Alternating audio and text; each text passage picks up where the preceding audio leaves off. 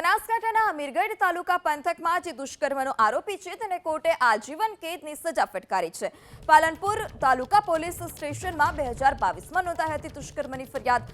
અમીરગઢ તાલુકાના ગ્રામીણ વિસ્તારમાં 3 વર્ષની બાળકી પર આજે નરાધમ છે તેણે દુષ્કર્મ આચર્યું હતું। પાલનપુર સ્પેશિયલ પોક્સો કોર્ટમાં કેસ ચાલી જતા જ પુરાવા અને સરકારી વકીલની દલીલોને ગ્રાહ્ય રાખી કોર્ટે આરોપીને આજીવન કેદની સજા ફટકારી છે। દુષ્કર્મનો આરોપી મોતી ચૌહાણને આજીવન કેદની સજા ફટકારી અને 50,000નો દંડ કરવામાં આવ્યો।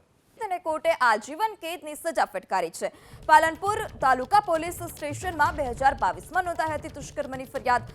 અમીરગઢ તાલુકાના ગ્રામીણ વિસ્તારમાં 3 વર્ષની બાળકી પર આજે નરાધમ છે તેણે દુષ્કર્મ આચર્યું હતું। પાલનપુર સ્પેશિયલ પોક્સો કોર્ટમાં કેસ ચાલી જતા જ પુરાવા અને સરકારી વકીલની દલીલોને ગ્રાહ્ય રાખી કોર્ટે આરોપીને આજીવન કેદની સજા ફટકારી છે। દુષ્કર્મનો આરોપી મોતી ચૌહાણને આજીવન કેદની સજા ફટકારી અને 50,000નો દંડ કરવામાં આવ્યો।